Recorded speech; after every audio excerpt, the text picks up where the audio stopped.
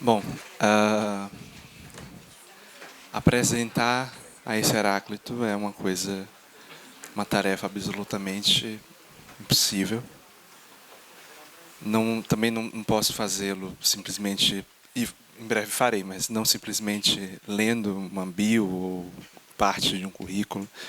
Acho que esse Heráclito, junto com grandes pensadores e pensadoras, e aí como baiano vou dizer baiano, é um dos faróis que a minha trajetória intelectual busca alcançar, estar sob essa luz, acompanhar, conhecer.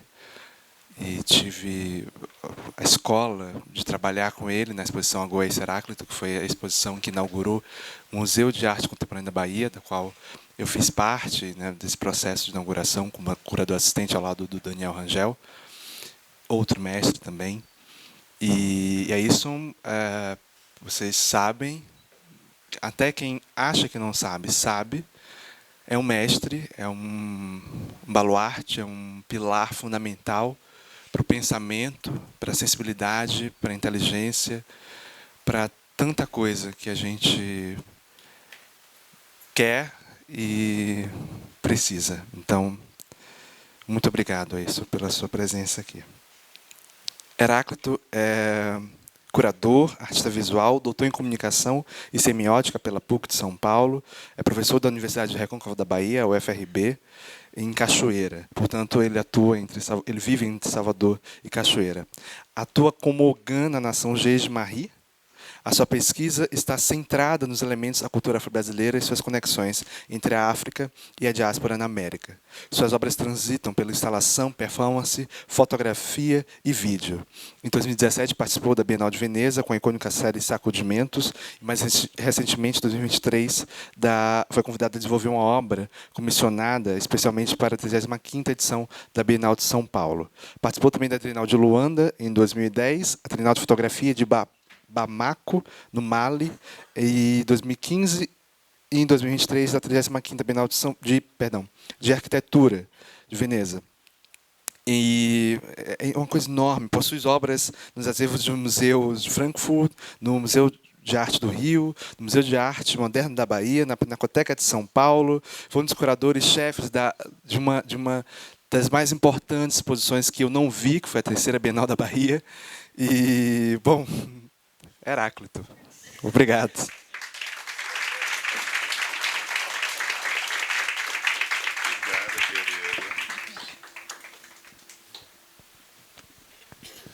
Obrigado, é um orgulho estar aqui, né, na Fundação. Eu já tenho uma relação, né, que para mim é uma grande conquista, né? Eu faço parte também do conselho da Cátedra Negra da Fundação. Então, é uma felicidade muito grande. Todo ano a gente se reúne justamente para indicar artistas, intelectuais, sabedores, né, conhecedores, entendedores, para justamente ocupar, né, receber esse prêmio, né, porque uma cátedra em uma universidade é sempre um prêmio, né? E agora vai sair, em breve, vai sair 2 grandes cátedras aqui, né? E a gente está com estamos muito felizes, né, entusiasmados com esse projeto da Fundação Getúlio Vargas. Então é um prazer. E estar aqui hoje, né, participando, né, nesse importantíssimo, né, seminário de curadoria afro-brasileira, né? Quando nós vimos lá na Universidade do Recôncavo, a gente falou: meu Deus do céu, como é que a gente pode trazer para cá também, né, isso?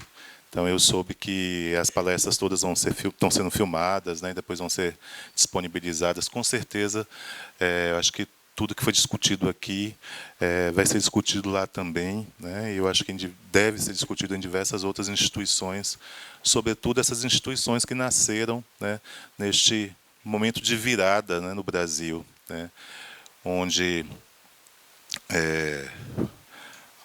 algumas políticas foram implementadas, muitas conquistas foram alcançadas e muitas políticas públicas foram implementadas para pensar justamente a questão dessa desigualdade, né, que existe no Brasil em relação às populações dos povos originários e os afro-brasileiros, né? Então, eu estou muito feliz de estar aqui. Depois dessa mesa com essas duas mulheres brilhantes, fica dificílimo falar, mas eu queria falar um pouco, trazer algumas contribuições, porque, como o João falou, eu também sou mogã do candomblé, né? Então eu não incorporo, eu não tenho a dádiva da incorporação, né? Mas eu entro em estados, né, de experiências do mundo, né, poéticos, muito intensos, né? E é essa relação, né, que me veicula acordado. Eu não posso dormir, então sempre acordado, tomando conta, né? E é nesse lugar que não é um lugar apenas religioso, né? O candomblé não é só uma religião, né? É todo um sistema, é todo um saber, uma civilização, né, ancestral, e que a gente se insere, né? E como a ancestralidade é algo muito importante, eu primeiro queria saudar a todos os meus orixás e meus voduns que me trazem aqui, né, pedindo colofé, motumbá, e também lembrar de três ancestrais, eu acho que importantes, que acho que a gente deve começar sempre lembrando deles, nessa história, nessa construção que estamos de mãos juntos aqui, dados, construindo, né, que essa nova história da arte brasileira, né, quando a gente não vai precisar mais ter um capítulo que seja afro-brasileira, né, que seja apenas a história da arte brasileira, onde todos esses nomes que a gente trabalha, que a gente cura, né, nessa perspectiva, a curadoria está na minha existência, está no meu caminho, né?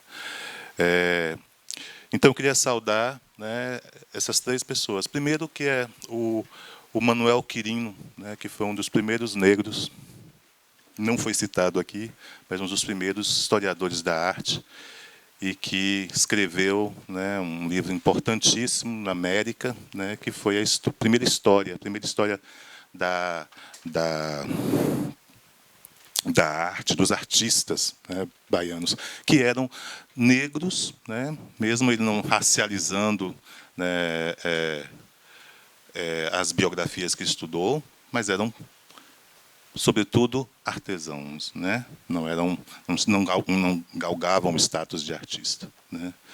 E então, Manuel Quirino é uma inspiração para todos nós.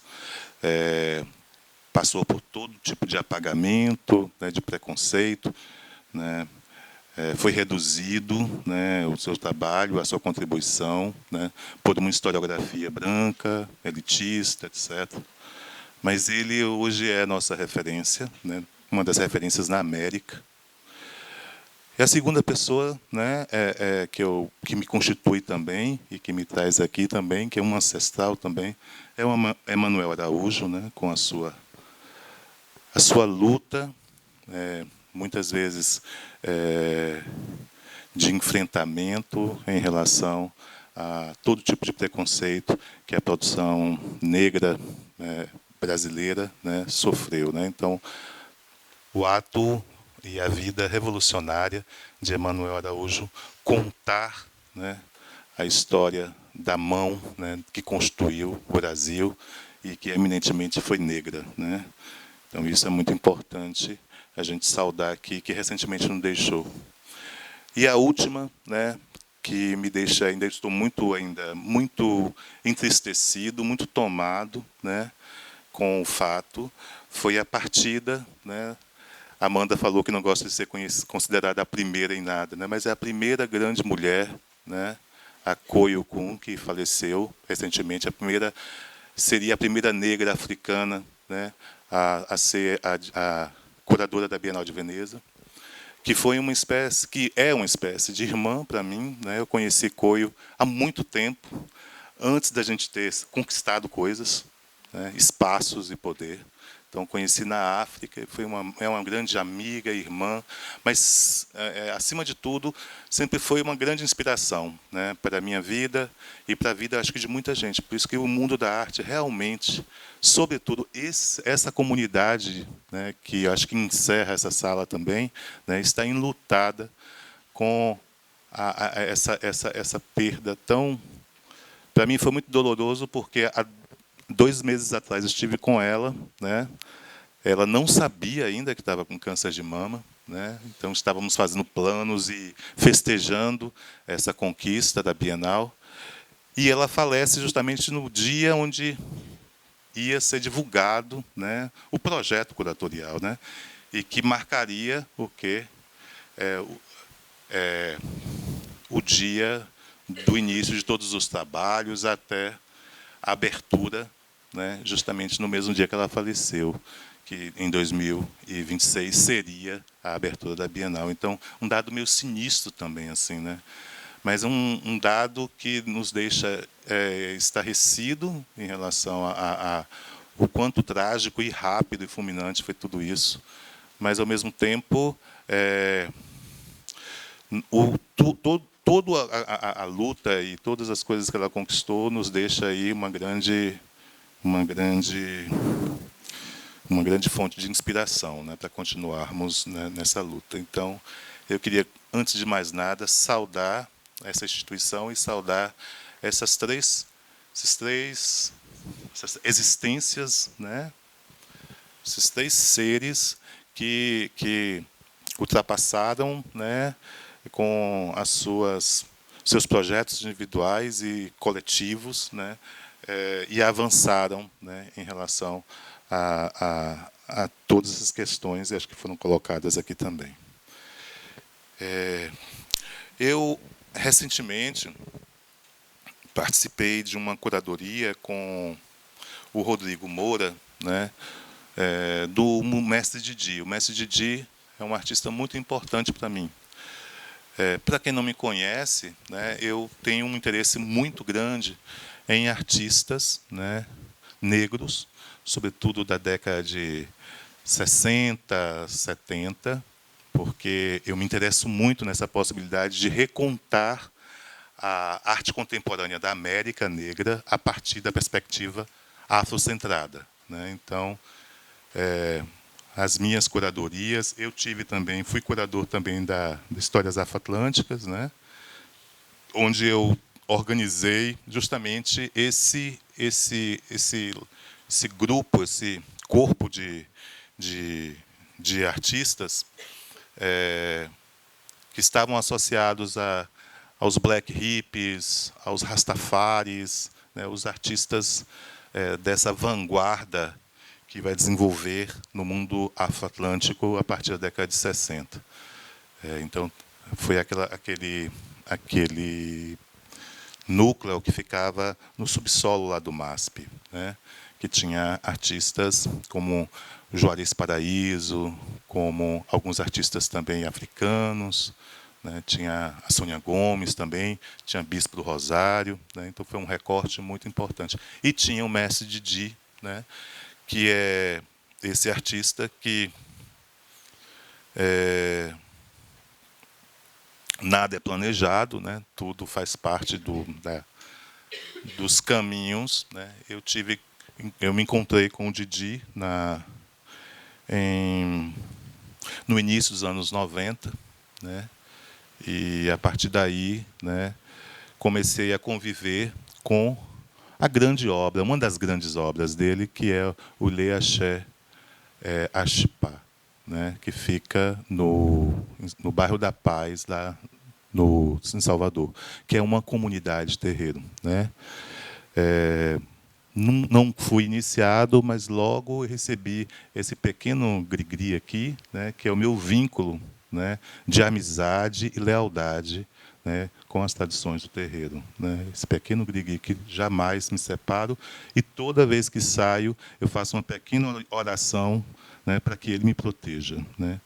O Axipá é uma casa de Babegum, né, do culto dos ancestrais, né, e o Didi vai ser esse artista sacerdote, né? Então, boa parte do que eu vou apresentar aqui vem dessa inspiração, né? E a necessidade que nós temos de termos campo teórico também e munições para essa batalha. O João colocou aqui, fez algumas perguntas aqui na mesa anterior, perguntando, né, sobre essas mudanças epistêmicas, né? Existem mudanças dentro da própria história, a presença de artistas negros no sistema de arte, mas aí e o sistema, como é que está mudando? O sistema conceitual, epistemologicamente falando, né? O que está alterando, né? Então, uma das minhas grandes lições sobre essa mudar a forma de pensar, inclusive de compreender o que é essa arte produzida, né, a partir de uma outra perspectiva que não é a ocidental, né, de arte, né. Quem me startou tudo isso foi o mestre Didi. Então, ele foi um dos meus grandes professores e filósofos também, que me apresentou também.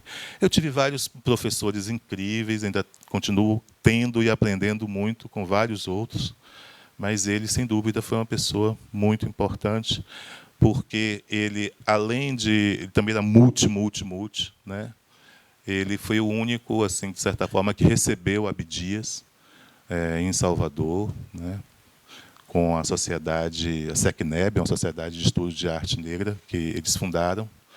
E era um espaço que cabia a Abdias, né? Porque Salvador e a elite baiana, né, era ainda dominada pelo mito da democracia racial, e o Abdias era uma figura não grata, né, nesses círculos, né? Então, todo o modernismo baiano foi construindo em cima.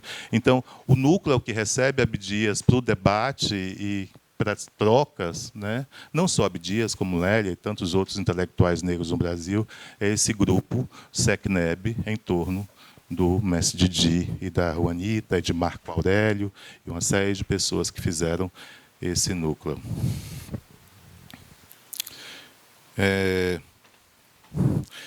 Então, uma das primeiras coisas é essa noção de OE, que é entendimento. OE é uma palavra de origem urbana, é um conceito que está na base, né, dessa mudança epistêmica, né? Entendimento, né, não entraria em oposição direta ao conhecimento, mas seria uma forma de processar, né, diversas fontes, né, de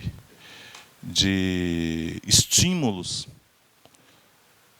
que afetam as nossas percepções, né?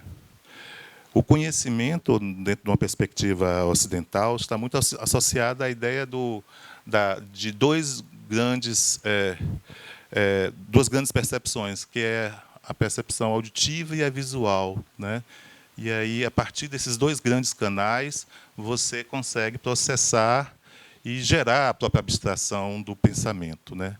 O entendimento fala, né, aquilo que filósofos africanos já vêm falando há muito tempo, né, que um conceito mais ampliado, né, que extrapola a ideia da cosmovisão, né, que é a cosmopercepção, né? Então, o entendimento perpassa essa ideia, esse estado de entender o mundo a partir de todas as percepções. E aí, longe de mim criar método, longe de mim criar algo para que se siga, né? Mas eu venho aqui para vocês apresentar um pouco de ideias que perpassam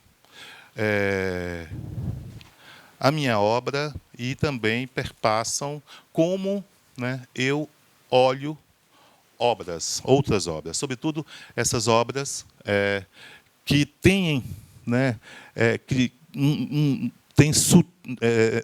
não tem nem limites em relação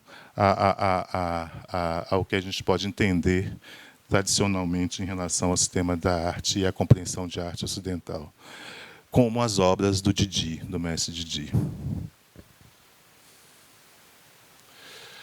Essa foto é o Didi, é uma cerimônia, né,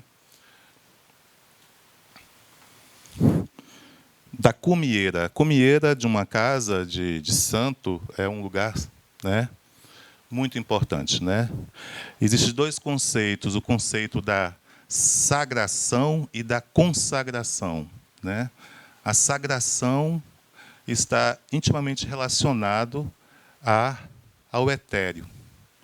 E a sagração, né, ou a consagração ao etéreo e a sagração, né, ao sagrado, ao terreno, né, ao assentado, né? Então aí é um momento de consagração, né? Quando se constrói uma cumieira, está se consagrando, está elevando uma energia, um gesto simbólico, está dizendo a partir daqui o cosmos se comunica, né? E existe esse fio que une, né, esse espaço ao espaço do chão, onde é enterrado os fundamentos, né, são assentados os fundamentos que tornam aquela casa sagrada. Então, esse vínculo do sagrado da terra com o consagrado do ar é que cria essa estrutura desse espaço, né? E esse espaço foi uma obra do Didi, uma das obras também, se a gente entender o Didi, o conceito de arte do Didi de uma forma bem ampliada, né, vai ser uma das primeiras grandes esculturas sociais dele, né? Ele construiu uma escola, né, uma mini comunidade para atender a população do Cabula e dos adjacentes em Salvador, dentro de um terreiro, né? Uma pequena escola, a Escola Obabii, mini comunidade Obabii, né? Obabii em homenagem à mãe de santo dele, né, que era a mãe Aninha. E essa cumieira foi construída. Quem sabe, né, a meu ver, pelo que pode ser a nossa primeira grande experiência educacional, né, decolonial, anticolonial, né, porque o Iorubá era uma língua que se falava, né, era um lugar que se falava. E também todas as práticas, né, de ensino passavam por esse conceito, que é o conceito de eco, né? Então, o que se fazia era o eco. O eco não seria justamente essa ideia desse conceito de educação. Mas eu vou ler aqui para vocês, porque eu pensei um pouco para escrever essas coisas. Então, está bem organizado. Eco, em Iorubá, é um conceito de educação integral e imersivo, baseado no processo de adquirir entendimento por todos os sentidos perceptivos do ser. Pode ser uma prática efetiva de decolonialidade. Nele, o princípio epistemológicos ocidentais, baseados na explicação racional, são superados pela noção iorubana de oe, entendimento, enquanto experiência totalizante de compreensão e de sabedoria, né? Então, a própria ideia de cosmopercepção.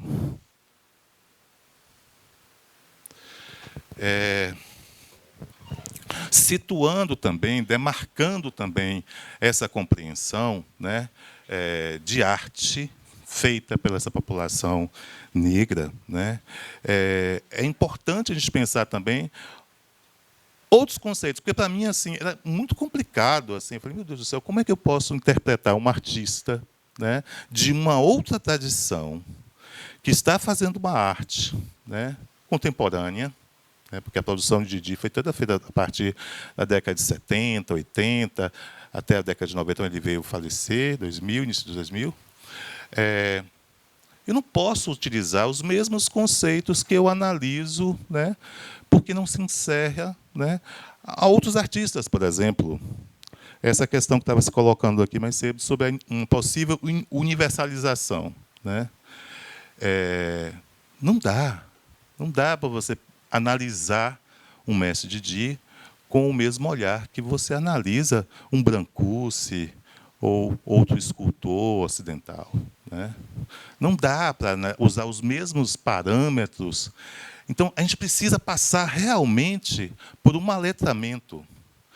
E esse aletramento é esse mergulho que nós temos que fazer, né, dentro desse universo da cultura afro, não só afro-brasileira, mas afro de uma forma geral, porque já se fala do afro em todas as dimensões, né, cosmopolitas, né, espalhadas no mundo, né? Então é uma força viva em todos os lugares. Então é importante a gente trazer, né, principalmente porque, até muito recentemente, o que a gente aprendia sobre arte era perpassado por um conhecimento kantiano de estética, que é completamente impossível se encaixar nessas compreensões, né? Então, vamos ver o que é Odara, que é um conceito que o Caetano popularizou à época, e ele cita o conceito tanto na concepção iorubana, como também na concepção indiana, né? Porque também, então, Odará, né, que seria mais ou menos a pronúncia mais próxima é esse entendimento afrocentrado de estética na arte. Não há dissociação entre arte e sagrado. Então, já quebra toda essa limitação. Onde começa o religioso, onde começa a arte. Quem divide essas coisas é o Ocidente. Quem cria dualidades, quem cria bipolaridades, quem cria é o Ocidente, né? Então, isso não é uma coisa, não é uma questão. Nem distinção entre objeto artístico e as artes, aqui não cabe, né? Qual é o sentido da arte? Toda aquela discussão, né, de internacionalização, não é internacionalização, universalização da percepção, etc. Então, não cabe, né? Então, não existe, inclusive, eu gosto muito disso que eu escrevi, não existe a fantasmagoria ocidental da arte pela arte. Então, não existe isso, né, dentro dessa tradição. E as obras, boa parte dessa produção afro-brasileira, ou afro-diaspórica, e até mesmo africana, em um contexto principalmente pré-colonial, né, está longe dessa fantasmagoria, né? O belo só existe se for útil. Para os nagôs, o belo dá forma ao sagrado, conforma a sua expressão. Tudo que é belo é útil e sagrado. Daí que uma das vertentes da arte negra decolonial busca moldar liturgias, performances, objetos de encanto afrocentrados como uma forma de demonstrar e valorizar a humanidade negra, né, coisificada pela experiência colonial. Né? Um dos caminhos de acesso aos saberes afrocentrais, afro-ancestrais, seria através do conceito de modernidade ancestral, que eu vou trazer para vocês daqui a pouco. Esse é um trabalho de um artista muito importante também, baiano, chamado J. Cunha. Infelizmente, não aconteceu uma grande exposição que o MAR ia fazer dele aqui. Vocês iam ter mais conhecimento da obra dele. Mas a obra dele foi apresentada além de Salvador, numa grande retrospectiva, na Pinacoteca. A Pinacoteca organizou também uma grande mostra dele, né? Mas é um artista muito importante. E ele fez esse portal, né, para o Muncab. O Muncab é um dos sonhos do Emanuel Araújo, de certa forma, que está se realizando hoje. É uma perna conceitual do Museu Afro, né, em Salvador. Né? Então, um espaço muito importante, que depois que foi administrado por um trio de curadores, duas meninas e um menino não binário, né, tomou uma outra perspectiva, assim, e está realmente sendo a grande instituição baiana atualmente, né? Recebendo grandes exposições importantes. E o Muncab está fazendo um exercício importante, né? Que é estabelecer uma relação pedagógica muito desconstruída, né? Passando muito também por essas ideias, né, de eco, essas ideias de uma educação, né, e um pensamento, né, que passe, né, por outros caminhos. Então, o conceito de Odará, eu acho que é fundamental para que a gente possa compreender e ler que essas expressões artísticas não são frutos de contextos de análise ocidentais. A outra ideia, que é a ideia do Olaju, né, ancestral, né, que é essa ideia dessa...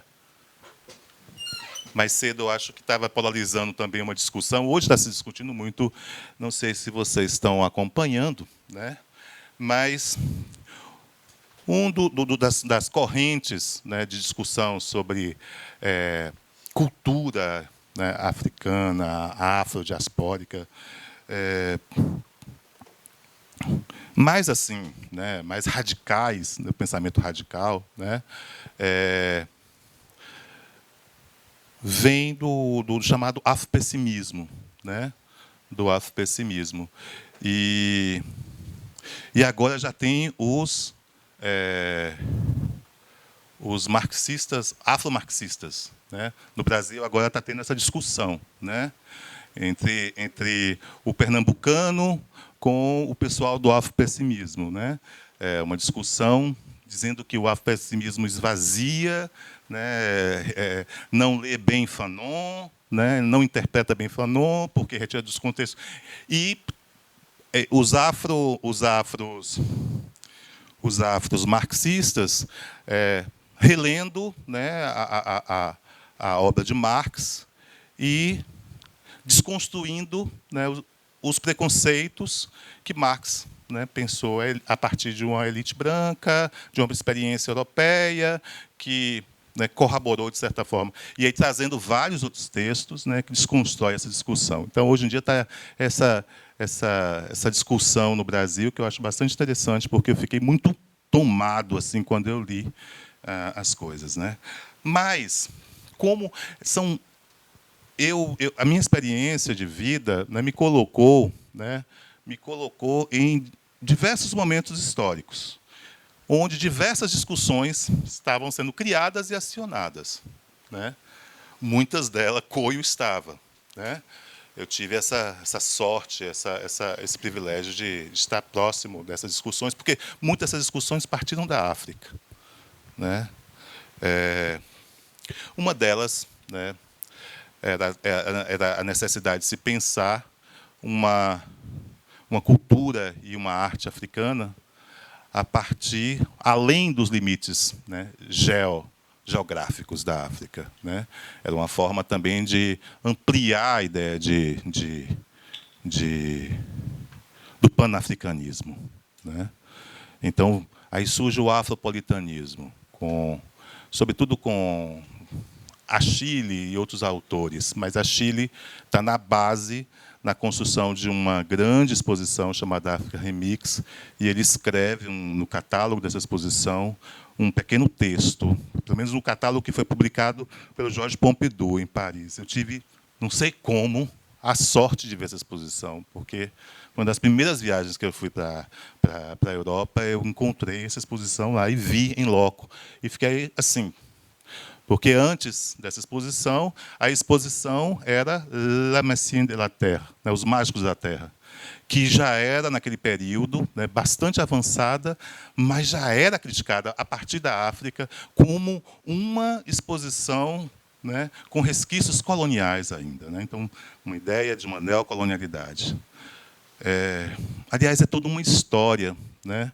Uma outra professora, Amanda, que eu tive foi a Elvira. Elvira, ela me deu uma aula, me deu um curso, né? Porque eu sabia dessas grandes, mas tinha coisas que imbricavam, que se interligavam, né? E eu acho que foi uma das pesquisas de doutorado de Elvira, foi o estudo não só desses grandes movimentos a partir da África, mas também das publicações, das revistas todas que circulavam na época. Sim, mas para pensar, né, que a gente parte, né, de uma África pré-colonial. Tudo isso é narrativa, gente. Tudo é possibilidade de contar histórias, né? Então, eu não estou aqui atrás de verdade, atrás. Isso são argumentos que eu estou construindo para possibilitar o exercício de leituras a partir de outras perspectivas, né? Claro.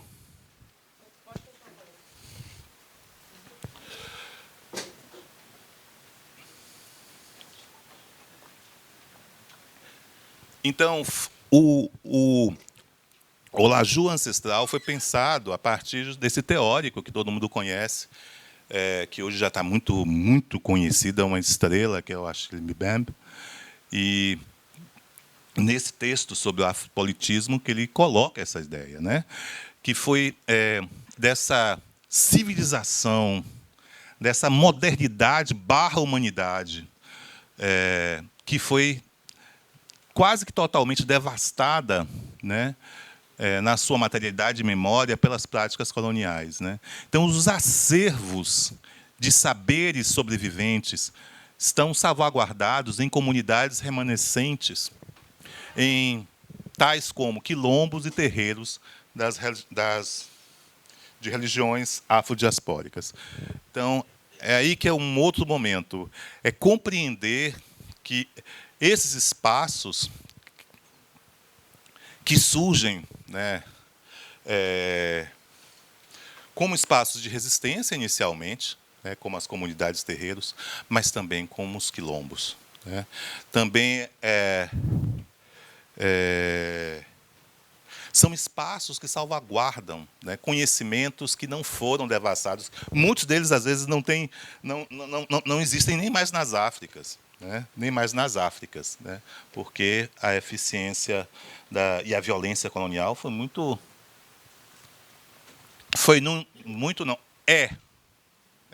com o neocolonialismo ainda é.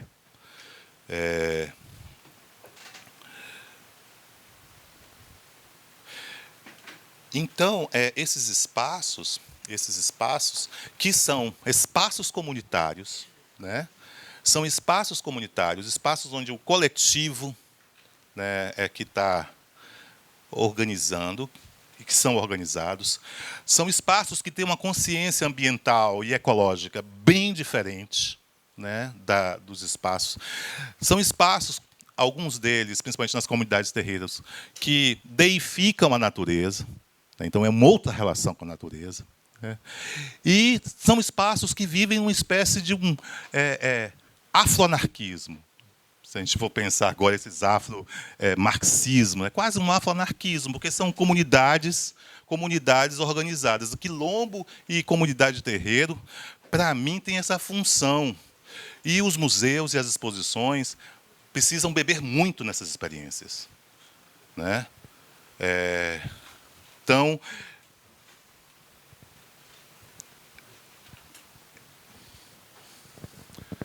esse Olaju ancestral, né, ele vai justamente valorizar justamente todos esses acervos, né? E aí a questão política que está nisso tudo, né? As artes negras contemporâneas devem ter compromisso do fazer emergir a modernidade e humanidade. Modernidade porque é um conceito, por isso que é humanidade, é um conceito de genocídio, e aí eu bato a cabeça para os afropessimismos, né? Que o projeto moderno não incluiu, né? Não incluiu a experiência do negro enquanto humanidade. Então, desse passado ancestral, enaltecendo os padrões culturais africanos, abalizados pelos poderes míticos e ancestrais. A arte negra é, sobretudo, uma arte política. Não importa como ela se apresente, mas é por isso que eu acho que a questão das denominações, né, se dizer se é afro, se não é afro, etc., são opções políticas. Né? Meu pai é preto, minha mãe é branca, né, e eu optei politicamente de não me embranquecer enquanto mulato, né, e fiz um caminho inverso. Né? Eu fui me empretecendo, me empretecendo, me empretecendo, me empretecendo. Então, o mito de Cã, né, funcionou o inverso, não só comigo, mas com todos minha família, os meus irmãos também, né, que todos se definem como negros, sem nenhum problema. E quando somos questionados, né, a gente deixa bem claro essa relação que também, além, é uma relação que não é de hoje, mas é uma relação necessária, sobretudo para o respeito à ancestralidade do meu pai, né, que já passou, né, o respeito e todos os processos de violência que ele passou, né, enquanto homem preto. Então é isso.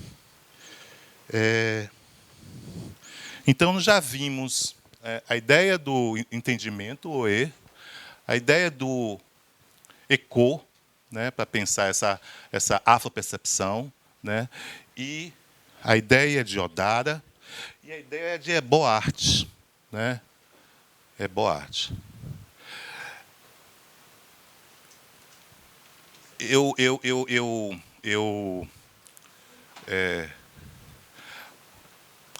Outras análises, outras narrativas, né, de análises ou de inserção da obra do mestre Didi, sem tocar nessas questões, eu respeito, eu acho que é. Mas, a partir da minha experiência, né, elas são fundamentais. São fundamentais que elas sejam pensadas e sejam, né, colocadas, porque nós não podemos apresentar esses artistas, né, com a mesma cartilha, né, que é apresentado um Van Gogh, que é apresentado, porque não são artistas deste eixo. E não existe, né, de certa forma, uma universalização, né, em relação à arte no mundo. Né? E aí vocês sabem muito bem o que é que eu penso sobre Kant. Ebó, em Iorubá, quer dizer oferenda. Então, pensar a arte como oferenda. O que Didi fazia era oferenda. Era a arte como uma oferenda. Era a arte que reverenciava. Reverenciava, né, as divindades, as deidades e a natureza. Era o que ele fazia, era isso. Didi era o grande mestre da eboarte. Né? E, dentro do trabalho dele, das concepções artísticas dele, ele é bem claro, ele situa, né, o espaço de ação da arte sacra, sem criar os limites ocidentais do que é arte, do que é religião. Mas ele coloca o que é arte sacra e o que é arte contemporânea, dentro da própria produção dele. Né? E, na exposição, que essa exposição me deu muita felicidade, porque foi a primeira vez que a obra do mestre Didi foi pensada em blocos. Foi criada uma reflexão, porque, até então, os textos eram muito abstratos e as pessoas não tinham, de certa forma, eu acho que, oportunidade de propor outras leituras em relação à obra do artista. Né? Então, também eu acho que o contexto, né, tudo corrobora, o contexto era outro. Então, todos os textos de Didi eram celebratórios. Era um artista, como foi colocado aqui, um artista que, desde o início, já conquistou um espaço muito grande, porque ele é do partido alto da negritude baiana. Ele é filho e neto das grandes sacerdotisas da Bahia. Né? A avó dele era uma das maiores intelectuais negras, uma das primeiras. A Manhaninha era uma intelectual negra. Participava de congressos, escrevia artigos. Isso naquela época. Né?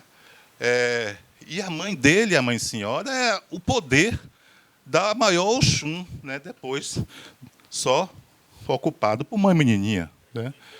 Então, E o Didi tinha uma relação muito grande, muito avançada com o mundo, né? Então, e ele conquistou um espaço, mas um espaço secundário, etc. Mas um espaço. E aí, boa parte da publicação dele, da fortuna crítica dele, dos livros que são editados, todo livro novo que sai tem que dizer tudo que o outro disse e mais um pouquinho. Então, Didi é sempre um jovem artista, um novo artista, né? Então, isso reforça o quanto o sistema de arte é racista. É racista, é opressor, porque para você dizer...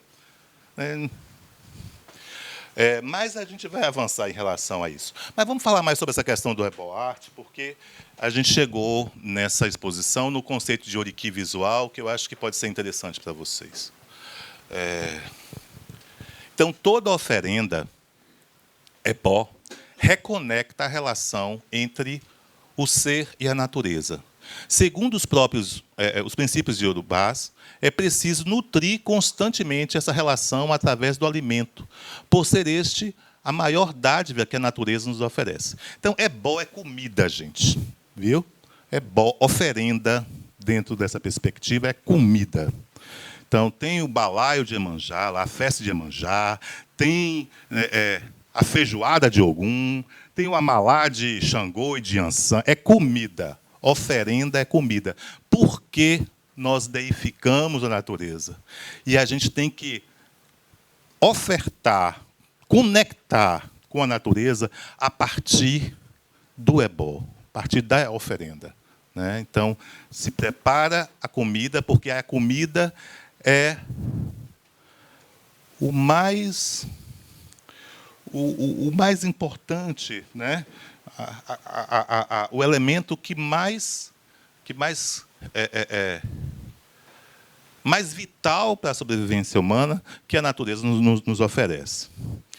Então, segundo os princípios Yorubás, é isso. Então, toda vez que você faz um ebó, você estabelece um contato através da oferenda, você reequilibra sua relação com o mundo natural, extraindo dele toda a sua potência energética, né? O ebó, portanto, além da sua energia de conexão, age como uma terapêutica de cuidado e de cura. O ebó arte parte dessa premissa, concebendo a arte como um transe poético. E a partir de um entendimento assistêmico, multidimensional, pluritemporal, diverso, que supera a lógica da dominação colonial, que as práticas do ebó arte se apresenta como uma potente trincheira na luta decolonial. Então, boa parte desses artistas, sobretudo esses artistas que têm um vínculo, uma relação direta com o universo do candomblé, precisa ser interpretados, né? Precisa ser tratados, né? A outra ideia é a ideia do transe poético, né? Esse é um artista um artista irmão também, nigeriano. Eu acho que o que eu faço tem muito a ver com o que ele faz na África. Nós nos encontramos assim por acaso. E essa é uma performance dele, né, realizada na Manifesta 12, né, em Palermo, né?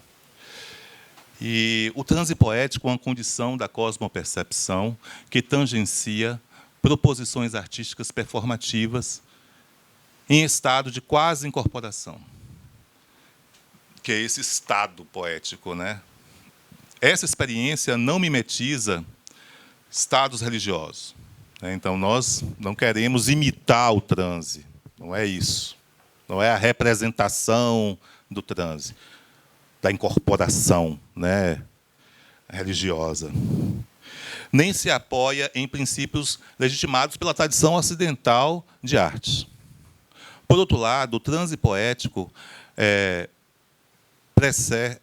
preserva o sagrado e se orienta por um regime de visibilidade produzido pelas comunidades terreiros, mas que não devassa os segredos e fundamentos ancestrais. Ele se instaura enquanto um devir ritual. Porque E aí a gente vai entrar em duas questões, né? Mas a questão mais importante também, que nos diz respeito ao trabalho de curadoria, que também é um trabalho de criar, né, opacidade, mas também criar também transparências e visualidades, né? É um espaço de poder também, acho, que é essa questão. O que se pode mostrar? Tudo pode ser mostrado?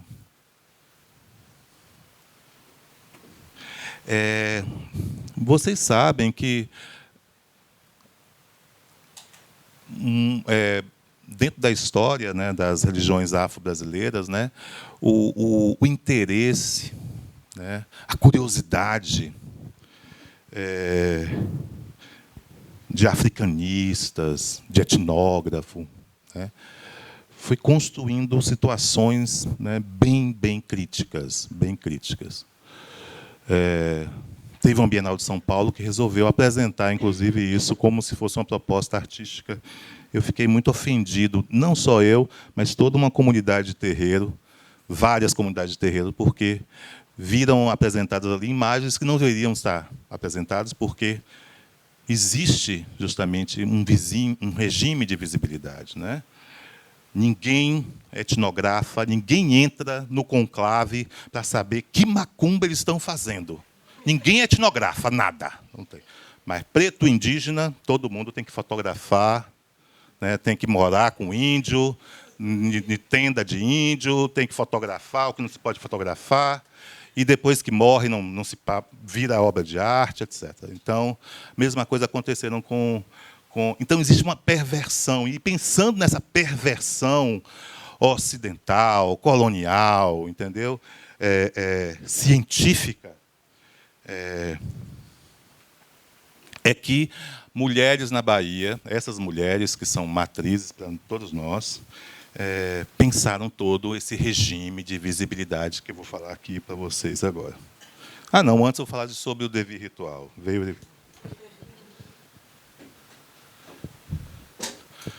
Essa é uma das minhas performances, né, que eu usei aí para ilustrar aí. Uma performance que eu realizei na Pinacoteca e que virou um filme agora, em parceria com um amigo e irmão, que é o Lula Buarque, de Holanda. E essa imagem é uma imagem que foi captada, né, por gruas, assim, porque foi realizada essa performance no octógono da Pinacoteca, né? Então, devir ritual é um processo de produção artística que presentifica e evoca práticas rituais. Tanto as imagens são produzidas a partir de procedimentos rituais, quanto os procedimentos rituais são dinamizados quando evoca na experiência da recepção. Então, se a gente pensar fotografia, filme, ou até mesmo pensar um dos objetos do Didi, né? Roland Barthes, eu acho que na Câmara Clara, eu acho que ele publica uma foto de um terrorista americano que iria, mas que viveu a vida inteira para criar um plano de assassinato de um presidente dos Estados Unidos, acho que no século XIX, o início do século XX. E o Roland Barthes, ele reproduz, acho que na Câmara Clara, uma fotografia desse prisioneiro bonito, assim, você olha assim rapidamente, parece um dos personagens do Andy Warhol, da Factory, assim, tem um meio assim galã, assim, né? O nome dele era Lewis Payne. E aí o Roland fala assim, porque depois daquela fotografia, né, ele ia ser executado. Logo depois, né, tipo, menos de 30 minutos, ele ia ser executado. E ele comentando sobre essa questão da fotografia, enquanto a percepção da fotografia como um registro de um instante que não se volta, e aí a associação direta com a fotografia e a temporalidade da fotografia com a morte, né? Ele escreve, ele está aí e não, ele morreu. ele morreu, não, ele já morreu, ele está aí ou ele vai morrer. É alguma coisa assim, uma frase bem que diz que aquela imagem é a representação de um momento que não voltou, da morte, né? O registro da mortificação temporal, e ele ia morrer, né? É uma legenda.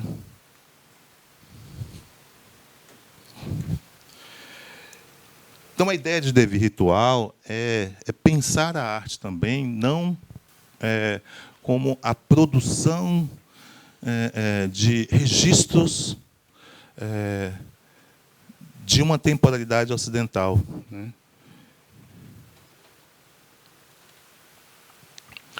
Então, cada vez que você vê, você é tocado. E isso é importante para pensar o trabalho de Didi, porque o trabalho de Didi é arte amuleto, gente, né? É isso aqui, é um grigui que você usa. É pensar arte como algo de proteção, né? Coisa que o Ocidente não pensa quando adquire e prende um Van Gogh dentro de um cofre, né?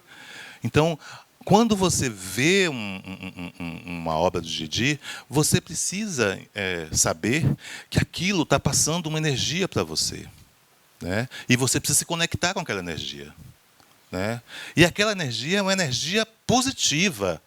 Aquela energia é a energia vital. O artista pensou e fez aquilo para que aquilo não se acabasse toda vez, porque é devir ritual, é arte enquanto ritualidade. O ritual, ele não se acaba, ele é cíclico. Ele está sempre se reconstruindo toda vez que você toca, que você evoca, né? É isso que os estetas, os professores de estética ou iorubana falam, né? O que é o axé? O que é o axé nas obras, né? Nas obras das produções artísticas africanas, né? Então, é essa força, essa energia que, ao ser... Então, tudo bem, você pode chegar para uma obra no mestre Didi, você pode... Que é lindo! Ele tem uma fatura, uma maestria, ele aprendeu a marcenaria e depois ele tornou alfaiate. Então, a costura dele, só a costura de unha de gato que ele fazia, né, já encantado. Você fica só olhando as costuras do Didi, né?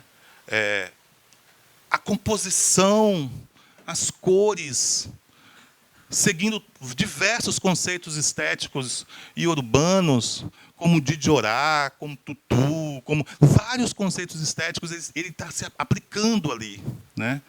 Então, você pode olhar, mas o mais importante de você estabelecer com a obra do mestre é estar aberto para receber o banho de energia, né?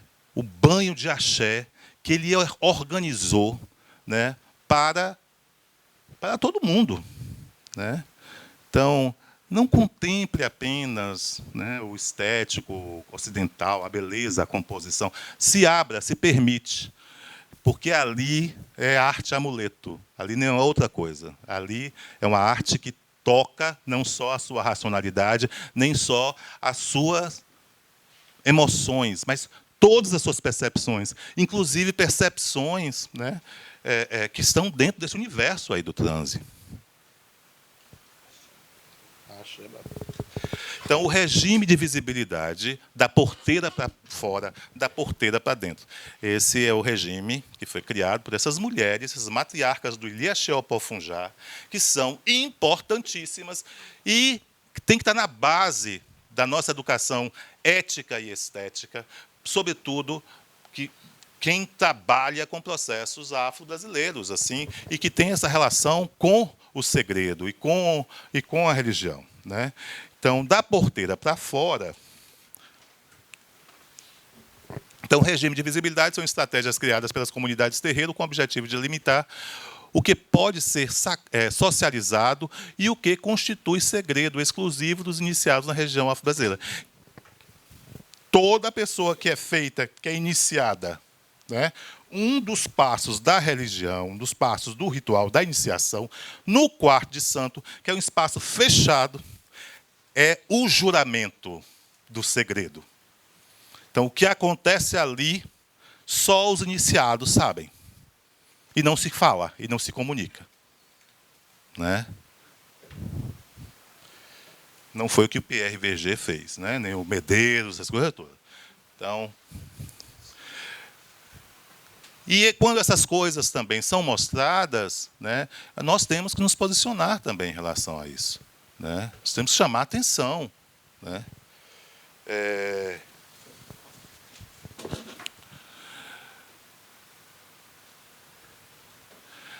O que seria, né, esse universo da porteira para fora? Né?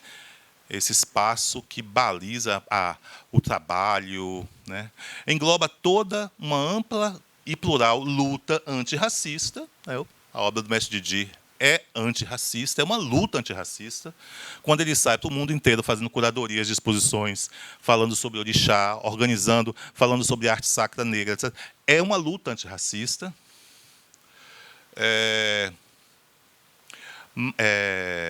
Materializada em ações, intervenções e eventos de resistência cultural, política, artística e epistêmica.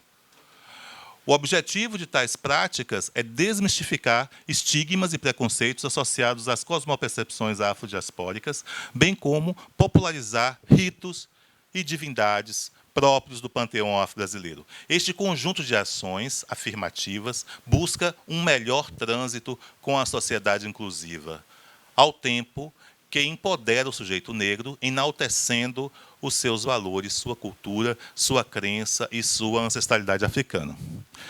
Eu como um grande discípulo do Mestre Didi também, né, como um fazedor de eboarte, né, eu sigo, todo o meu trabalho está dentro desse regime. Né? Nenhum fundamento, nenhum segredo é devassado. Minha arte é da porteira para fora. Né?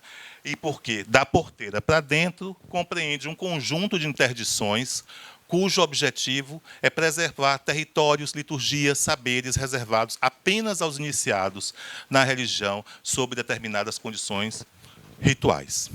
O propósito de tais interdições é garantir que a tradição que legitima o poder sagrado da comunidade terreiro seja respeitada e mantida. Então, isso é um dado importantíssimo, né? Principalmente porque as exposições, né, tem que compreender essas dimensões. Né? Uma exposição está no espaço público. Né? Então, você não vai botar fundamentos, coisas... Recentemente, nós tivemos um contato com um pessoal que está fazendo um museu, o Museu do Vodum, né? Lá no Benin. Dois pesquisadores estiveram na minha casa, a gente teve uma noite inteira conversando sobre isso. Né?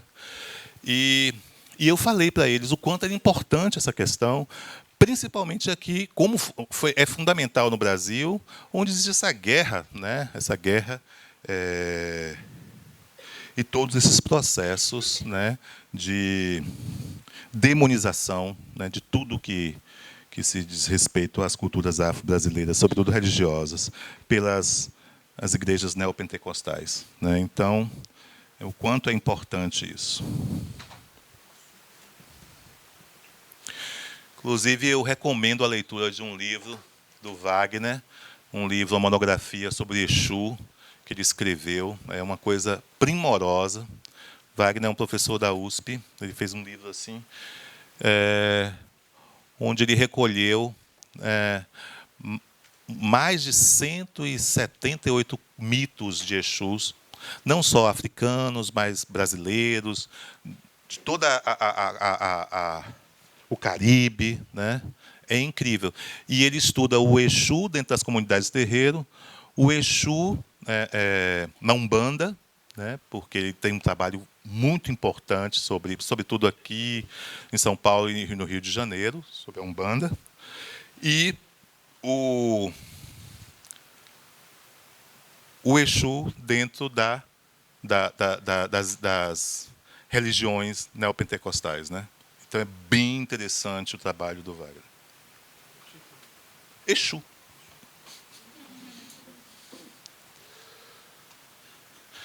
E aqui é a base aqui do tudo. Eu falei tudo isso para falar sobre isso, que eu já adiantei mais ou menos, né? Mas é assim que a gente contextualiza os conceitos, porque os conceitos precisam ser contextualizados com outros conceitos, né? É, então, Oriki é um gênero poético da oraleitura, usando, né, a ideia da nossa queridíssima, né, Leda, que foi também recebeu a cátedra no ano passado, junto com Inés Cira e com Rosana Paulino, né, que foi uma honra para a gente premiar essas 3 mulheres incríveis aqui pela Fundação. Então, o Ori é cabeça e Ki é saudar, evocar, né? Então, Ori Ki é uma saudação à cabeça, né? Evoca jogos verbais ambíguos, geralmente associados ao plano mágico e encantado. No sistema mítico e filosófico africano, os orikis estabelecem conexões com a ordem do mundo e mobilizam as forças elementares da natureza. Neste gênero literário, a palavra não tem apenas a função de comunicar ou representar, né?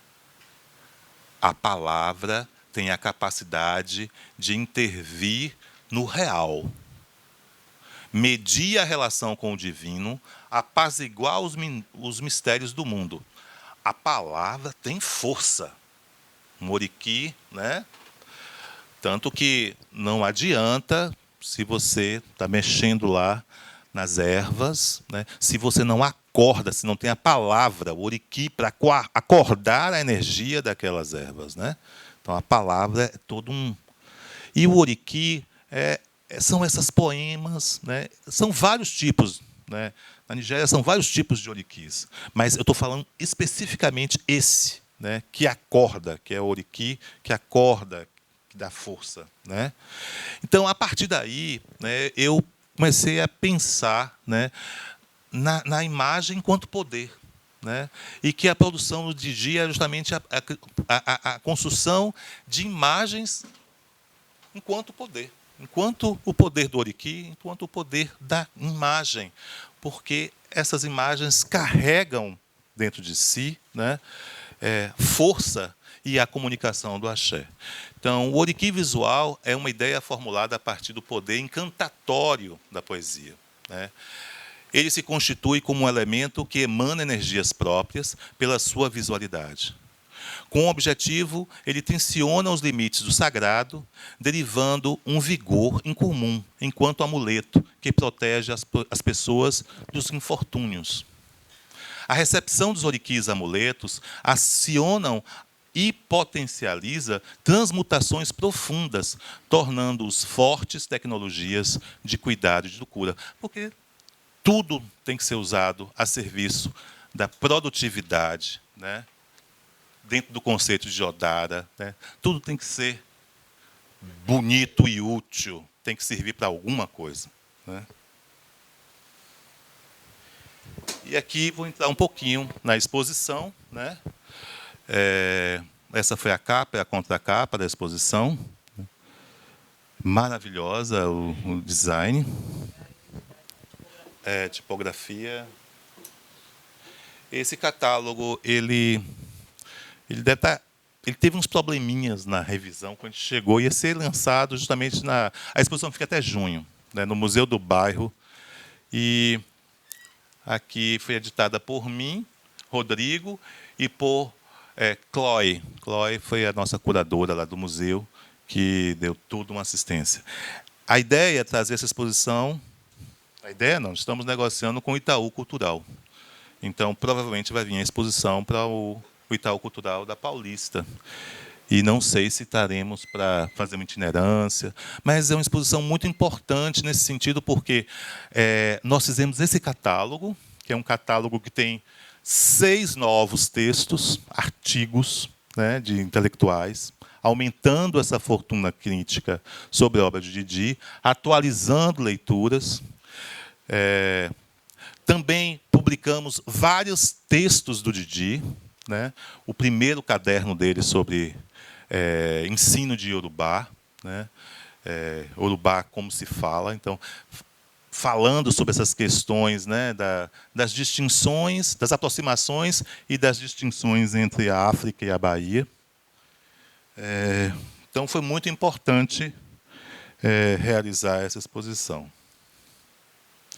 Esse é o texto que eu falo, é um texto que eu fiz com o meu irmão, com Alberto, com Beto, e é um texto que a gente fala sobre, se desenvolve de uma forma mais fluida essa ideia de oriqui visual para pensar a obra de Didi enquanto uma arte amuleto.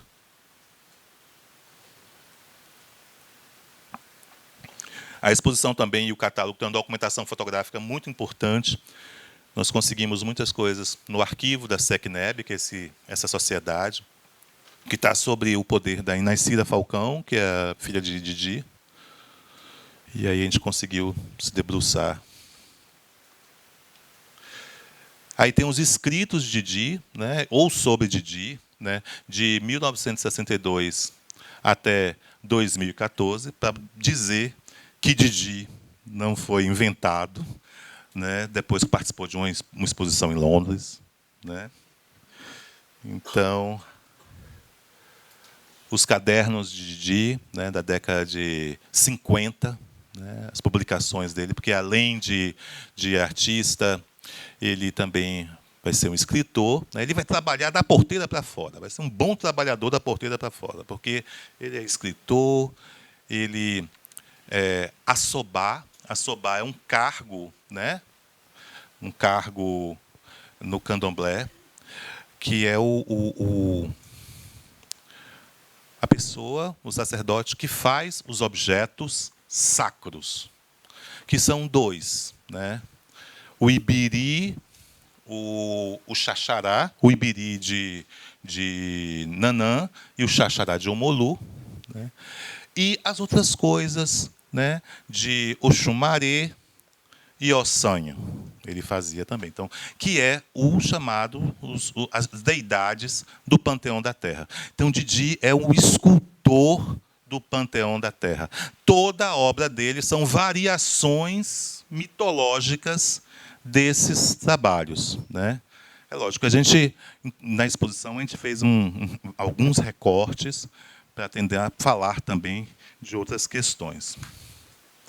Então, esses são as formas sagradas, né, da arte sacra do Didi. Sendo que essas obras que estavam na exposição, nenhuma era entronizada, né? Então, nós não retiramos nenhuma obra que era de filho de santo, né? Então, todas são obras feitas por ele com um fim, né, expositivo.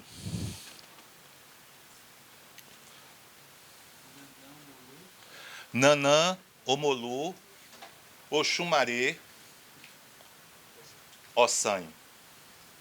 Existem outros também, mas são o quarteto mágico. Assobá. Pode escrever, aportuguesar, com 2 S. São escultores, dois escultores. Tem os escultores do Panteão da Terra, que são Assobás, e o Alabedé, que são os escultor do ferro, né? Que é o Adário, o mestre Adário, né? Um grande Alabedé na Bahia.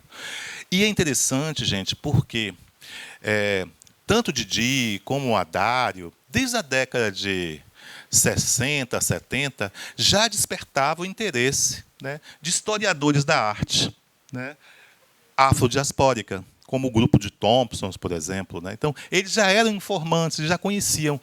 E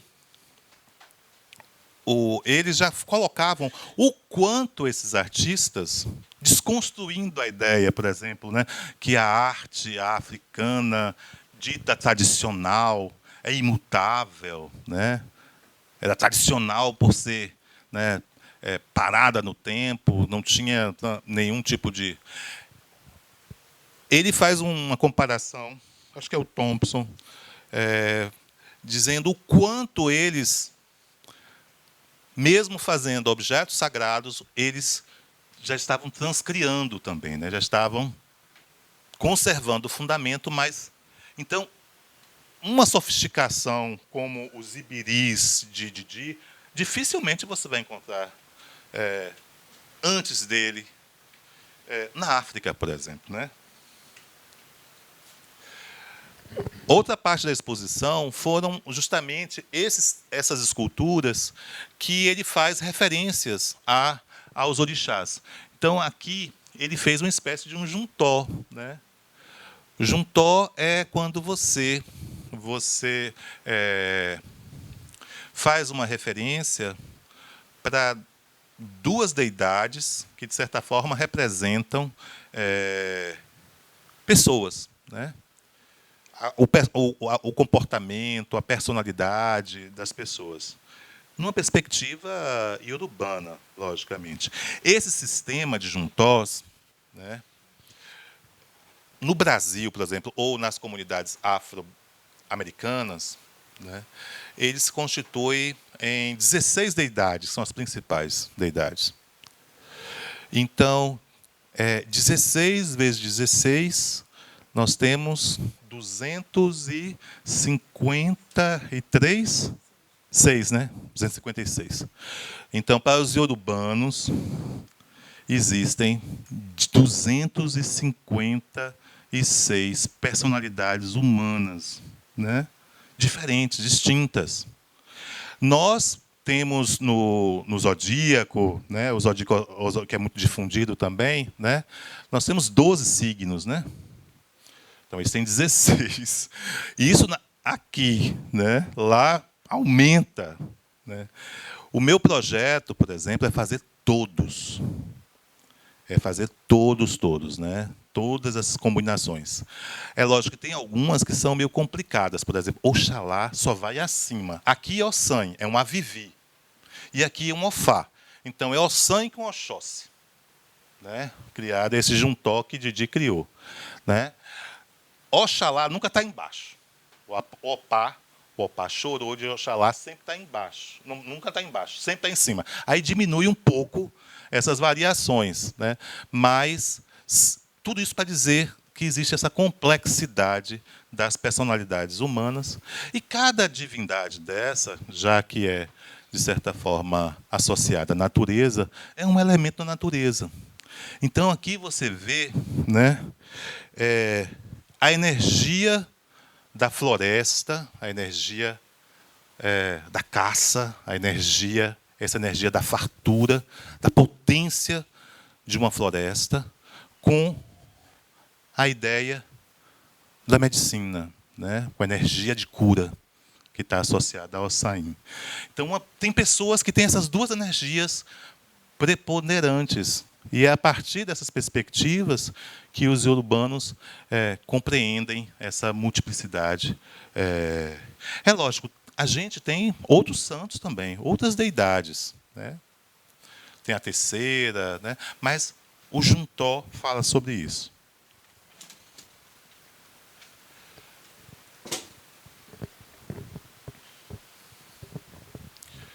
Essa aqui mesmo, né? Você vê o cetro, né? O cetro é o opá. Opá é justamente o cetro, o cajado, né? O cetro.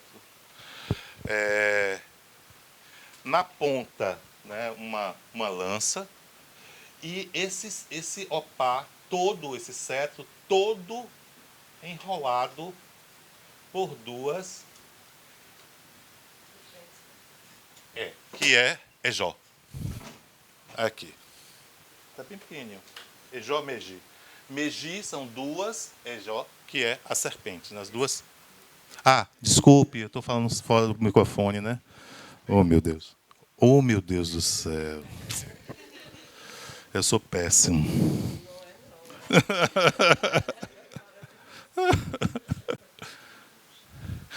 Então, gente, Didi, então essa peça, ela passa essa energia, né? Essa energia de uma seta que se direciona para o alto, pode ser a seta do caçador, né?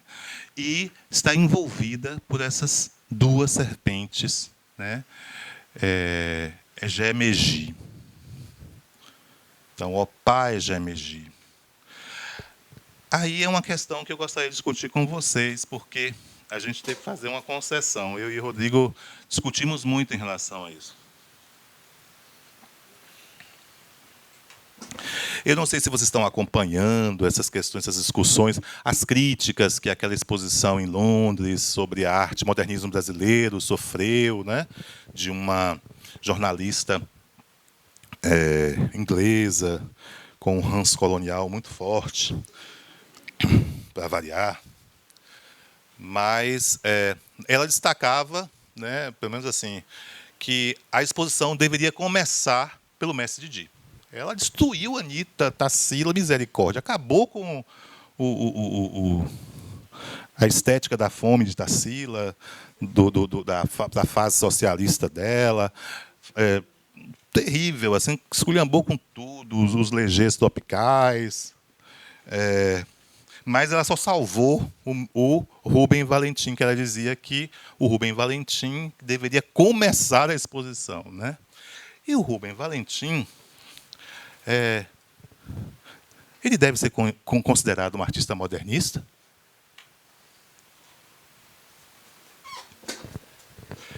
Eu estou jogando aqui para vocês realmente discutir sobre isso. O Valentim, o próprio Heitor dos Prazeres, ele cabe bem nesse conceito de modernismo, né, para dizer que nosso modernismo, ou o modernismo da América, né, não teve artistas negros, porque a ideia do modernismo é uma construção elitista e branca, né, e então eu sempre venho me perguntando sobre isso. Mas aí chegamos ao ponto, não, a gente tem que fazer porque, sobretudo, como é que a gente vai contextualizar a produção do mestre em relação aos seus pares, a produção artística que estava acontecendo, né? E aí no texto a gente coloca até essa questão, né? São obras da década de 60. Então, até cronologicamente, não pode ser pensada, né, como um modernista histórico, né, mas que trazem uma ideia de arte, né, que a gente também discutiu bastante se o conceito de Kunduru de arte projetiva poderia ser também colocado. E Kunduru também tem texto no livro. Kunduru escreveu um artigo, né? Aí pensamos bastante, mas aí acabamos inserindo também. Mas só para dizer que é uma parte da exposição onde tem diversos outros artistas que são pares de Didi e que têm, de certa forma, um love com a abstração, né?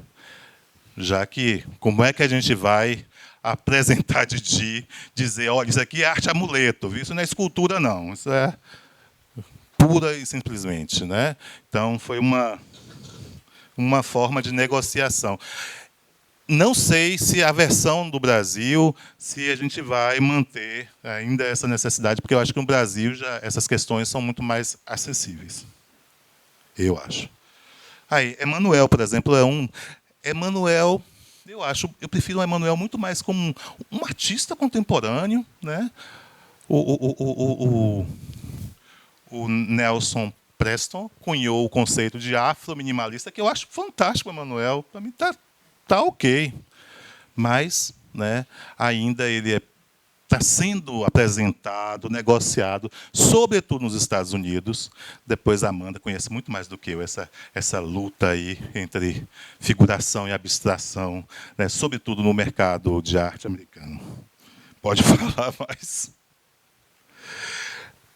Colocamos também vários trabalhos do Didi. Didi tem obras aqui em Brasilidades, né, que são as joias que ele fez para a esposa dele, né, Juanita, a última esposa, né. Então essa parte são todas as obras de Didi que extrapolam, transmigram as obras feitas com talisca de Dendê, né, as obras, os oriquis visuais. Então tem Exus, tem esculturas feitas de barro, barro seco ao sol, tem joias, tem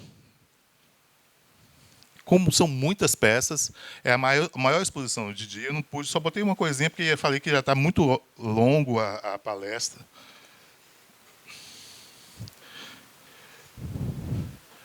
Os animais, né, que também fazem parte do universo, né, sobretudo desses oriquis, dessas poesias visuais que o Didi organiza. Então, são comuns as serpentes, os pássaros, as grandes mães ancestrais, as erinhas, as iamis, né, as galedés todas.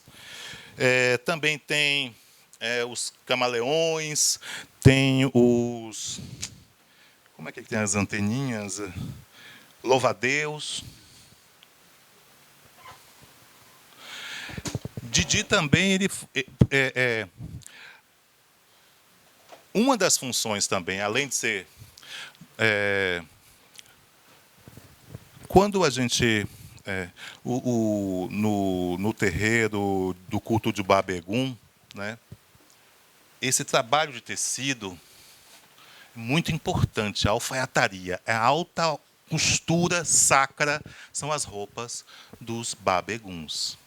Então, são artistas incríveis. Atualmente, quem tem feito o Axipá é o Machodi, que também é um artista visual também, porque em torno de Didi, né, todos são artistas, né? Todos são artistas, porque faz parte dessa cosmopercepção, né? Então, é Antônio Loxodê, é Machodi, são vários Ogés e Otás que são artistas também. Então, eu tenho trabalhado muito na promoção também dessa ideia, da comunidade terreiro como uma academia de arte, né? Arte afro, né? Brasileira. E então a roupa do Babegum, né? Esse trabalho com... Porque, gente, você fazer uma roupa para um ancestral é muita responsabilidade, então tem que ser linda mesmo, né? E é toda cercada por segredos. Para você trocar uma roupa de um ancestral, você tem que estar bem próximo. Assim, trocar sim, porque, a depender, você pode fazer um ebó oferecendo uma nova roupa para um babá. Mas aí você tem que ter um vínculo maior com o terreiro, etc. E aí tem que se fazer toda uma série de oferendas, né? Não é só tirar o dinheiro, pedir Machodi, vai fazer isso. Não, tem que fazer todos os ossés, todas as consultas, as conversas com o babá, tem que fazer tudo, né? Então não se pode chegar assim. Mas a própria confecção requer meses de trabalho. Além desses fundamentos todos, a artesania. Então, todo mundo do terreiro, esses homens, é tudo homem, porque as mais velhas, lá em Salvador, diferente de Cuba, elas só permitiam Ialorixá. Babalaô ia para Cuba. Foi para Cuba. Na Bahia, era Ialorixá. Homem cuidava de Egum. Mulher cuidava de Orixá. Elas dividiram isso. Tanto que vários pais de santo, né, vão sofrer muito, né, a pressão feminina na Bahia. Sobretudo na tradição Jejinagô. Né, na tradição Jejinagô. Angola é mais perecível, mas também sofriam, né, bastante a pressão. Então, eles dominam artesanias importantíssimas, né, para fazer o culto. E Didi traz tudo isso, né, para essa alfaiataria, né, sagrada que ele usa na criação das peças. E aí, a exposição também pensou justamente artistas que, de certa forma, se veiculam. Eu nunca entro em exposições quando sou curador. Eu, enquanto artista, nunca... Mas essa não deu, né, gente? Essa não deu. Primeiro, porque essa escultura é o juntor do Didi. caiu na minha responsabilidade a função de fazer o juntó do Didi para botar no centro de Salvador, né, de frente ao plano inclinado, né, ali no centro de Salvador. Aí eu fiz de 7 metros ainda, né, num projeto. E aí eu fui, conversei com os babá tudo, fiz todas as minhas obrigações, todas as minhas consultas, da porteira para dentro, que eu não sou menino, né? Não vou mexer com essas coisas, sem da porteira para dentro, para ajeitar tudo, né? Ajeitar tudo, dar comida para todo mundo, entendeu? Conversar, escutar, atravessar, entendeu? Aí, resultado, consegui tudo. E aí, o Rodrigo falou, não, tem que ter. O juntório de Didi feito por você tem que ter. E esse é um projeto que eu estou fazendo, porque nem o Didi, nem o Adário, eles fizeram muitos juntós. Os juntós aparecem assim, né, em uma peça ou em outra. Então, o meu projeto de vida agora é fazer 256 peças. Já fiz 70. Agora eu vou fazer mais 3. Aí você vai contando, o quê? Bastante trabalho nessa vida, hein? Pois é, tenho que ter saúde, né? Aí tem que pedir muito a babá. Tem que ter. E vai sair o livro do Juntós, né, que são os desenhos, que eu já fiz todos os desenhos. Né?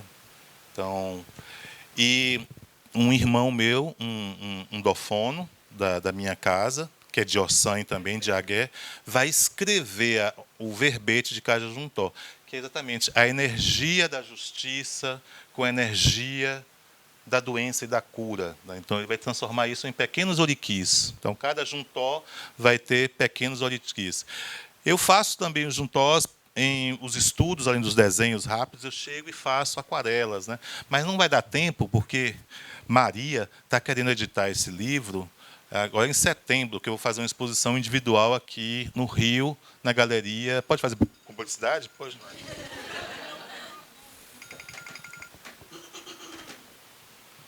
Aí, em setembro, eu vou fazer uma exposição na galeria que me representa aqui, que é Jaime Portas Vila Seca. Aliás, o Rio, para mim, é muito importante. Eu já percebi, assim, em diversos momentos, que é o meu maior público. Né? A minha obra tem uma profunda aceitação pelo público carioca, não só acadêmico, mas, sobretudo, artistas, jovens artistas, sobretudo da periferia. Né? Então, eu o tempo todo estou recebendo assim, né,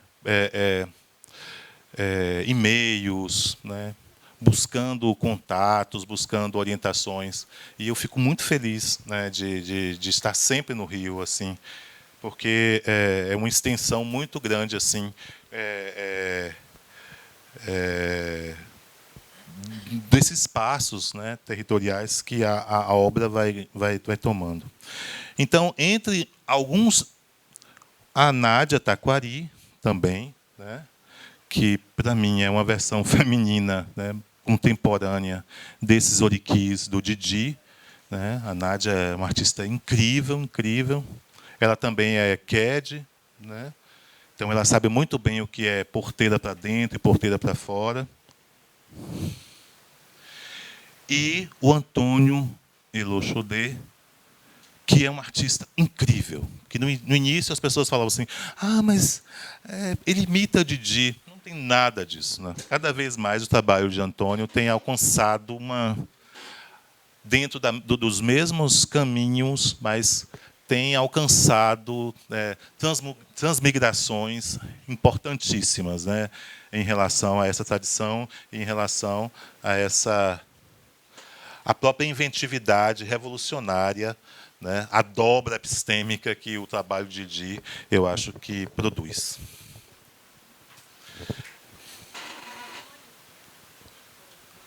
Oloxodé. É o nome sacerdotal dele. Ele é um ogé importante. aquela primeira foto, nós temos aqui a entrada da exposição no Museu do Bairro. O Museu do Bairro fica num bairro chamado a Pequena Espanha, né? Antes do Harlem, em Nova York. Então, é o Little Hall, Spanish, Hall Spanish, uma coisa assim. Spanish Hall. Tem uma música, né? É. Então, é uma comunidade, e é um museu que nasce de um grupo e uma organização porto-riquenha, né? E que o Didi teve uma relação muito importante também, né? Porque o Didi ele organizou, né, algumas conferências sobre cultura do orixá. Então, o Museu do Bairro teve também uma relação lá no início da década de 80 com essas manifestações que triangulavam, né, essas iniciativas. África, Caribe, né, Brasil e Estados Unidos. Então, esse aqui são os primeiros trabalhos, né? Então, nós temos as formas sagradas, os ibiris e os xaxarás, são as peças iniciais. Aqui tem uma cabeça de Xangô, de Aguinaldo Santos, e uma pintura de Aurelino, né? Que é um dos mestres baianos também. E todos foram, de certa forma, tiveram uma relação. E uma rara pintura do Rubem Valentim, que pertenceu durante muito tempo a Ferreira Goulart, e que é uma homenagem àquele líder revolucionário congolês.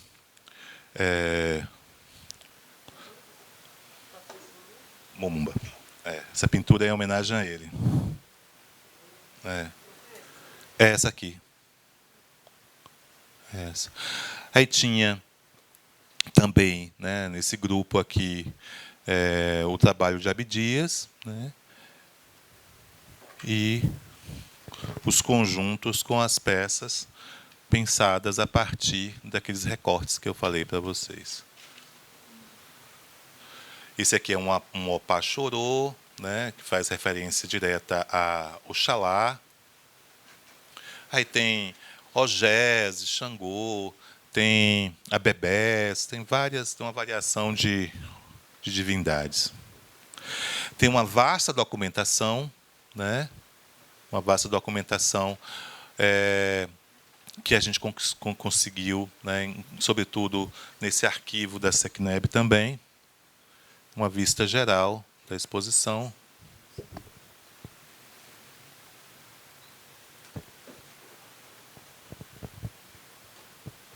Eu acho que acabou.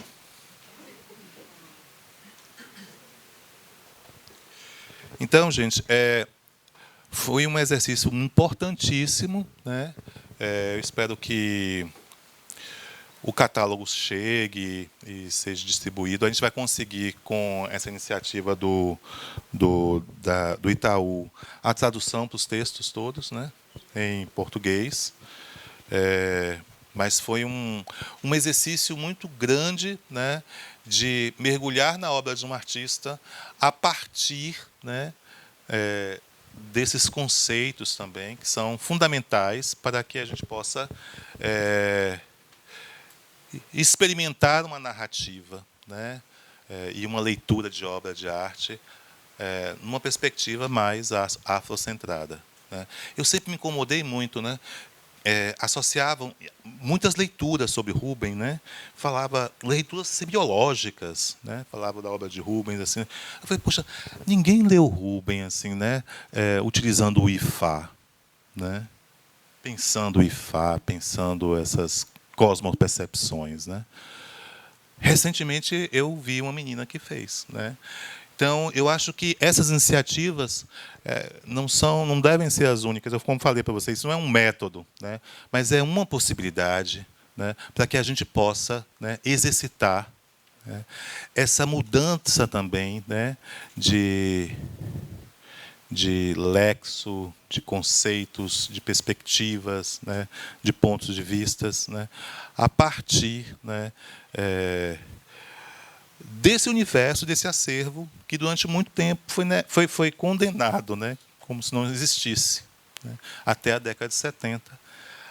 Nem se comentava que existia estética, né, na arte africana, que a arte africana não saía do estágio do primitivo, né, para os ocidentais. Então, é uma realidade muito próxima, né, e eu acho que a gente tem que começar a investir mais em relação a essas possibilidades de ler e de apresentar também, né, essas obras, respeitando os seus regimes de visibilidade, entendendo que elas vêm de outra origem, que não é tudo uma coisa só, né, e que esses artistas também precisam serem lidos, né, a partir dessas narrativas que possam explodir, né, e tanto que nós plotamos algumas coisas, muitos desses conceitos, né, foram plotados na exposição. Isso foi importante também para aproximar, né, assim, olha, perceba isso aí, né. Então a gente tem que utilizar também desses mecanismos da própria comunicação expográfica para que a gente possa criar uma acessibilidade às obras, né, para não ficar só na mediação, no educativo, né, para trabalhar. Essa é a minha contribuição que eu gostaria de fazer para vocês. Fico muito feliz, mais uma vez, de estar aqui com vocês e estou aqui aberto a qualquer pergunta.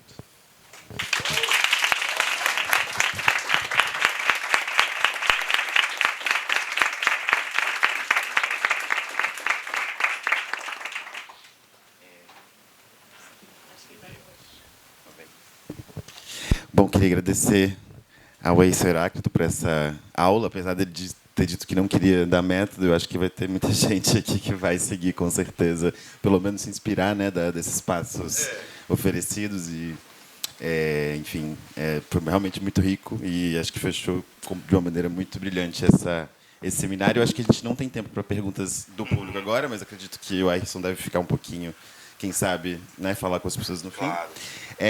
Antes de todo mundo ir embora, a gente vai distribuir, na verdade, os catálogos da exposição e o caderno de atividades que a gente fez, se vocês quiserem ficar. Quem não assinou a lista de presença, ela está aqui. E, bom, a gente... eu também queria acrescentar uma outra coisa, a gente falou pouco, mas a vinda do Aécio Heráclito nesse seminário é numa parceria com a Cátedra FGV Pequena África, justamente, que eu tenho o prazer também de estar na organização. Então, a gente vai continuar trocando isso, mas vocês também fiquem atentos à programação.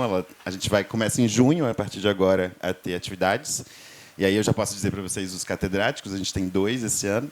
É o Luiz de Abreu, que é um dançarino de Salvador, justamente, e a Eliana Cruz, escritora. Então, a gente vai ter oficinas de literatura, vai ser sensacional. E eu vou estar com vocês também, quem vier, eu vou estar junto. E, bom, a gente vai começar a distribuição. Mais uma vez, obrigado, gente. Obrigado pela paciência também. Peço desculpas a quem não conseguiu estar aqui hoje. E, enfim, a gente vai, com certeza, melhorar nesse sentido também. Tá? Muito obrigado.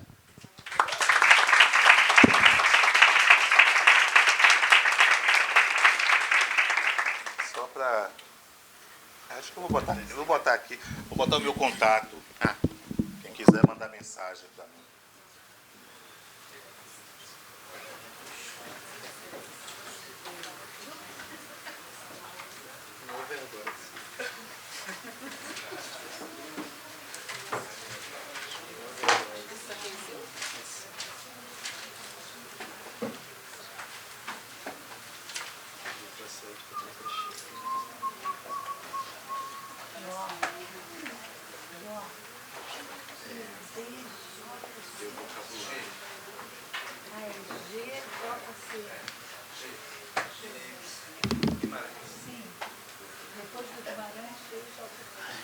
Minha letra é horrível, não? Não. O FRB.edu.br.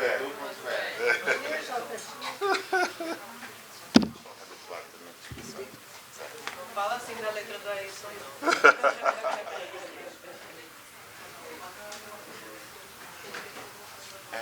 Acabou, né?